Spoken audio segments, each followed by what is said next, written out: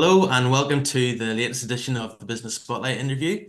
Today it is my pleasure to have Aidan McCarthy with me. Aidan is the founder and managing director of AM Consulting Engineers. Aidan, great to have you with us. Why don't you take a minute and tell us a little bit about yourself, what you do, etc. Thanks, Rich. Nice to be here. Pleased to meet you. So AM Consulting Engineers, I suppose it's a bit of a run-seal title. We are consulting engineers that we provide civil, structural, and geotechnical consultancy services, which is effectively we design things in the civil engineering industry. So anything from roads and drainage and water mains to buildings to bridges to um, major earthworks, things like that. Anything that you would see being built, we can design it for you. Okay, so in terms of that, and to narrow it down a wee bit, who's your ideal customer? It's like that's a strange one. We don't have an ideal customer. Like we work with everything from, like, currently at the minute we have everything from individual property owners that are doing extensions, Yeah. multinational contractors, to multinational insurance companies, and we're working with all them. So in a range of capacities, somewhere providing, designing a beam for somebody's house, they're doing extension. Yeah. Some are designing loads of structures and pipelines in a water treatment plant. Some were doing expert witnessing for stuff for insurance companies. So sort of anything in the built environment, because it's such a broad spectrum, there's loads of different client types. I suppose the ideal client is the one that pays the bill, isn't it? Like, so, so I suppose as long as they tick that box, we work with anybody really. Very, very good. So, since starting the business and being a business owner, what's been your biggest learning? It's the biggest learning. I would say building relationships is key to success in any business, and not just what we do. And I suppose I've been fortunate enough where I've worked at fairly senior levels and director levels in a couple of multinational organizations, Yeah. and getting something done in an organization like that and in your own organization or in any organization, it comes down to people and it comes down to working with people. So I think the key thing, the biggest learning anybody can do is build relationships with people and build that trust with them. It helps in terms of tendering and winning work. It helps in terms of getting paid and all that type of stuff. But it helps even more so when the inevitable difficult conversations have to happen that come up from time to time. If you have that relationship and you have that trust with your client, and there is a need for a difficult conversation around something, they may want to do one thing and it won't work, you need to do another, or whatever it is. When Yeah. you have that relationship and you have that trust, it makes those difficult conversations a bit less difficult. So I think people do business with people. Biggest learning outcome, build relationships with people at all levels. There's no point in that, at Yeah. all levels in an organization. There's no point in just knowing the person at the top of the tree or the person at the bottom of the tree. You need to work with a range of people at different levels in organizations. Yes. Yeah. Just build relationships with people is what I think is key. Yeah. Great share. Great learning. So when you were growing up, Aidan, is this something that you always wanted to do? Have your own business, run your own business, or was it the furthest thing Um, from your mind? I suppose growing up, I probably didn't really know what civil engineering was. In school, I was sort of always gravitated towards the maths and physics and science type subject. So Yeah. that sort of, in the way the careers sort of system worked, Yeah. that sort of pushed you towards like engineering or accountancy or something like that. And I went to Queen's University Open Day, and I was looking at a range of the sort of presentations from the schools of engineering, and the civil engineering one sort of interested me, and that's sort of how I ended up doing it. After graduating and started working, I would say within 2 years, I did have a notion that I want to have my own business someday doing this. So Mm. um, I didn't set out on any sort of real like plan or career path. Yeah. Yeah. Just that I was lucky that I got lots of opportunities.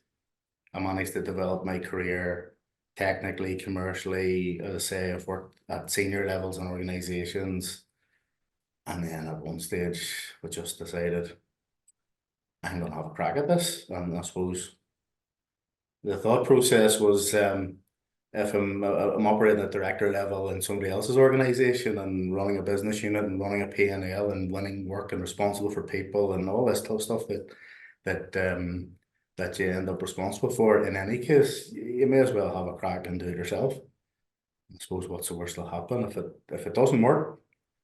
You've got skills that are transferable, and I'm sure you can convince somebody else to give you a job at some stage down the line. So I suppose that was the way it panned out. Very No. good. And congratulations for taking the big step. Many people want to do it and never do take that step. So congratulations on doing that. And Well, it was one of those things where I'd sort of thought about it and thought about it and thought about it.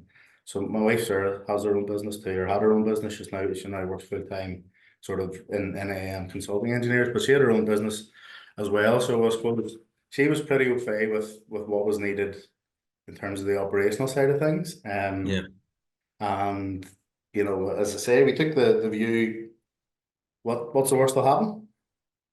And just went. super. So on this journey, what's been the biggest issue that you've had to overcome then? Um, the biggest issue, it's actually a positive one. We've grown quickly, and Yeah, um, and I suppose like most industries and most sectors at the minute, finding people, good people especially, is quite difficult. So we've gone from just me to, there was one of us, then there was three of us, and now there's 14 of us, in the space of 2 years. That's very meant good. we've had to move offices twice. Last year we took the step, we moved to an office which we thought we'd do us for a good few years. And it maybe still will. We put a lot of money into refurbing it and all that type of stuff. But we're now full. So and we Well still done. have, Well done. we've got significant growth plans. We opened an office down outside Limerick, a place called Newcastle West, there tail end of last year. So we've opened the business in the Republic of Ireland as well. We've got Very a good. technical director heading that up, and the plan is to put people in there as well. So the biggest challenges are going to be getting the right people, and maybe planning for that growth. I don't think we did it badly, but Yeah, when yeah. we're looking at the space we have here, we can probably fit another 4 or 6 people in with a bit of moving desks about and maybe different size desks and all that type of stuff. But like you Yeah, don't yeah. shoehorn people into a place either. It needs to be a comfortable place for people to work. So um, I would say maybe another 18, 24 months possibly we might outgrow this place, which you know I suppose Excellent. it's a challenge, but it's a good challenge, I suppose. Yeah, it's good. It's good. Sounds great. Sounds like you're doing excellently. Well done. So, in I guess this short period of time, going from 1 to 14, what have you learned about yourself? Earlier, you shared about relationships and some of the things when you're going through your progress of your career. But what would be the key thing you've learned about yourself? Um, I'm probably more ambitious than I thought I was. Yeah, I know we started this, I was saying, maybe 15 to 20 people, that would be a nice number, easy to manage. And I'm now thinking 50. And yeah, I would know when I get to 50, I'll say 100. Now, is that doable? Not sure. But it's something that's there in the back of my head that, pushing on and growing the thing and being ambitious and going for the bigger projects and trying to compete with the bigger players is something that I'd be keen to do. And I suppose um I've been lucky in my career that I've had lots of different types of opportunities to do lots of different things. And I suppose that has led to, there's nothing we look at really and say we can't do that. brilliant. I'm lucky with the guys that I work with, they're all technically very, very good. So in terms of just general consultancy engineering, it's about designing things. So the way I sort of nearly always try and dumb down the civil engineering and construction sector for people is like generally consultants, which is we design things, and contractors, they build things. Now, contractors do more than just build; they manage lots of safety risks and commercial risks and all that jazz. But and they manage entire projects and all that stuff. Yeah. Our clients are all 99% of our clients are contractors, and we work with them to design the things they are building. But in general, consultants design things and contractors build things. And we're lucky with the guys that we have a huge amount of experience. And there's nothing that we look at and they would say we don't know how to do that, or we're not capable of doing that. So that helps in terms of the business development side of things. That helps in terms when we're talking to prospective clients. We have that breadth and depth of technical knowledge, and Yes. Yeah. once you can get over that hurdle, the commercial side of things and talking about money and all those type of things, is nearly secondary. The first hurdle is giving people that confidence that if you ask me to do X, I can get X done for you, or we can get X. It's not just me. It's like it's a team of people there. It's not just me. Yeah. You know. Fantastic. So tell me this, Ian, who inspires you in life or in business? There's probably no one person that I would say or name. What I would say is I've worked with several quite sort of inspirational people. Yeah. I've worked in Northern Ireland, Ireland, GB, Middle East, lived and worked in the Middle East for a number of years. And in all of those places, I've been quite fortunate that I've been able to work with some quite just real leaders, if you know what I mean. People that lead by example, people that know what they're doing, people that um advocate for developing people. Like, and you see when you see people do that, and you see the success that they have, and you see that they're leading high performing teams. And I remember one of them saying to me, like, this leading, being a good leader is not actually that difficult. You just have to listen to people, Mm. and and you work with them, and help people see how they're contributing and valuing, and all of a sudden you can take somebody that's underperforming to overperforming by just listening to them, talking to them. So I've worked with several people like that, and I suppose they've been a bit of an inspiration that you can see, if you've ever worked in a high performing team compared to working in an underperforming team, the difference is usually the person that's leading it. Mm. It's not the competence of the individuals generally. Maybe there might be one or two that are dragging everything down, but like, it was certainly in my perspective, by having the right person leading the thing and driving the thing, that'll get that like the results that generates are night and day compared to somebody that's not leading the thing right. And I Yeah. suppose Yeah. and I've been lucky in that I've worked with several people like that, Yeah. and I've learned. Excellent. And do you feed that learning with any sort of supplementary business books or podcasts or anything out there? I don't like, if I listen to a podcast, I tend to listen to, I don't know, some of the local comedians would be the podcasts I would listen to. Okay. I Yeah. suppose when it gets to listening to a podcast or reading a book, I'm doing it to switch off. So Right. the last thing, now obviously you flick through LinkedIn and you'll see videos and you'll read articles and all that type of stuff. Yeah. Yeah. But if I'm just going to go and read a book or listen to a podcast, it'll be non-work related. It'll be It's, a switch it's, off time, sort of. it's to have that relaxation in your own headspace. Yeah. Yeah. Because I suppose like when you're sort of running a business, you're constantly, something's always in your head about, I don't know whether it's people issues, finance, business development projects, pipeline, Yeah. VAT bills. There's so Sure. many Sure. things that. And I suppose one of the questions earlier was the big learning from, or something from Yeah. um, starting your own business. I suppose there's probably a newfound respect for shared services, business services, accountancy, marketing, HR, um, sections of a business where Yeah. when you're running a P&L in a delivery capacity, you're always saying, why am I being charged so much for all that? Oh, they're not even fearing and etc. etc. When you start running it yourself, you realize actually they do a lot of work. Hmm.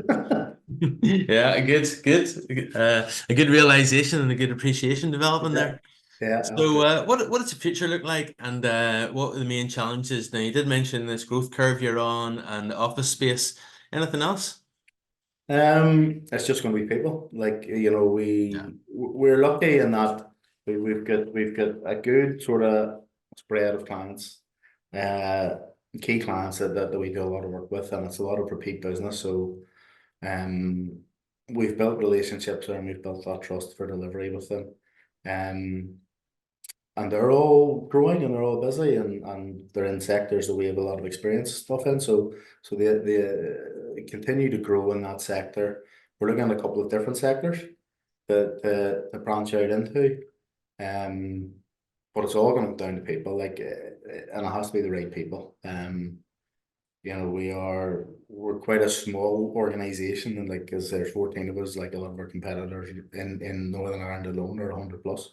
So hmm, like, you yeah, know, we are very much on the smaller side of things, but we're competing with some of those bigger guys on the project level, like, sure, you sure. know, and so the challenge is going to be they're getting the right people, um, and then I suppose because a lot of what we do is in the water sector, that's governed by public sector finances and all that Yeah, type of stuff. Now, I don't know if you heard I heard something in the news earlier that Northern Ireland Water discharge, I don't know, 20 million ton of raw sewage every year in the water courses. Like, you know, Northern Ireland Water is significantly underfunded. hmm, Everything in Northern Ireland seems to be significantly underfunded, so I'm not sure how the politicians are going to square this circle. But yeah, um, but I suppose, you know, what we sort of see is within the construction sector and the built environment, like there's a lot of development that could unlock economic potential of Northern Ireland is held up because there's not sufficient water supply or sewage capacity and stuff like that. okay, Um, yeah, so the politicians are going to need to have a serious look at things and make some tough decisions. Like, you know, water charges are something that gets bandied about here quite a bit, and some people say we already pay, and some people don't, and whatever else. But like, somebody needs to make a decision to finance and fund Northern Ireland water properly. yeah, That yeah, will unlock huge amounts of development potential. And, you know, we've got Invest NI and whoever else trying to sell, you know, dual market access and benefits and the yeah, advantages yeah, of Brexit and all this type of stuff. But if somebody can't actually come here and build a factory because they can't deal with wastewater or they can't get a water supply to it, it's all just talk. yeah, yeah, So I think some of the politicians need to go and start ruling a few things in instead of ruling things out, because it seems to be a lot of we're not going to do this and we're not going to do that, and that's all fine, lads, but like, what are you going to do here? yeah, yeah, Any yeah, chance of making a bit of a decision here and help the place grow, because there's huge potential, you know, regardless of what your view was in Brexit. Um, there seems to be an opportunity there to help sort of boost the economy, and that'll help sure. everybody. That'll help the education sector. It'll help everybody from, you know, joiners and plumbers to people like me, to people that run coffee shops, to people like yourself. You know, Yeah, like, yeah, there yeah. seems to be a potential there that we're not exploiting. Yeah, and it looks like you've shone a spotlight on one of the critical areas that could be a bottleneck to that. And it's not even just Brexit. It's something as simple as housing. Yeah, yeah, You know, like housing developments, like, you know, so there's that side of things that need. I don't know. yeah, It's both what I do, but somebody somewhere needs to go make a decision and sort it out. Really, would be yeah, my view on it. yeah. Okay, good challenge to raise. Thank you. And sort of as we draw to an end, two questions. One is what's the advice, or what would you say to anybody thinking about going into business for themselves today? Do it. Short and sweet, just do Yeah, yeah, do it. Like, if you're already thinking like that, you must have some level of confidence that you can make it work. And I don't know, I seen something on the TV last week where somebody said something about nobody ever looks back and regrets the things they did. Mm. You regret the things you don't do. So like, Yeah, if you're thinking about it, you must have some level of confidence that you can make a go of it. So you must have something to offer. So have yeah, a crack at it. If it doesn't work out, you'll get a job somewhere else. As opposed sure. to the 10 or 15 or 50 years down the line saying, I wish I had of. Yeah, yeah, exactly. Yeah. Good advice. And then last one, if you could wind the clock back to when you were that 18-year-old, maybe going to the Queen's Open Day, what advice would you give to an 18-year-old Aidan? Yes. Um, Possibly travel more. So, Yeah. and experience as much in different types of cultures as possible. So I said earlier, like I had an opportunity where I went and lived and worked in Abu Dhabi in the Middle East for a while. Whilst I was based there, I was in Saudi Arabia, Dubai, Qatar, Oman, Saudi Arabia, Yeah. like, Yeah. um, just seeing how different people, um, how different cultures work, how different cultures communicate, how Yeah. different Yeah. people build relationships, how different people deal with problems and adversities. You learn a lot by just, you don't have to, you just learn by osmosis. There's no formal, like, this is how you deal with a problem in Saudi Arabia type thing. It's just different cultures deal with things in a different way, and you can learn a bit from things like that. So I would probably have traveled more. I would maybe gone to Australia a bit. Yeah. And I suppose in what we do, it's very transferable. You know what I mean? Like, Yeah. Yeah. water behaves the same way in Australia as it does in Belfast, and same with concrete, the same with steel, and there's parts of the world where engineering staff are in short supply, so you can probably make a decent bit of money by doing it. So possibly do that, but then the flip side of that is if you went back and changed something because of the advice I gave 18-year-old Aidan, would I be sitting here today? Might I be sitting Yeah. in some business working for somebody else? So Sure. uh, it's a hard one because you don't know if you went and changed something away at the start, would you be where you are now? Yeah. Yeah. No, great things to ponder, but great advice, great learnings, and it's been a really great experience meeting you and talking with you today, Aidan. Yeah, Really man. appreciate your time. Thanks so much, and every success going forwards as your business continues to have speedy growth, which is Thanks great. very much. Every success to you and Sarah and the team. That's brilliant. Thanks a million. Appreciate it. Look forward to hearing more about it. Good man, Rich. Thanks a million. Take care. All the best, you too. Thanks. Bye.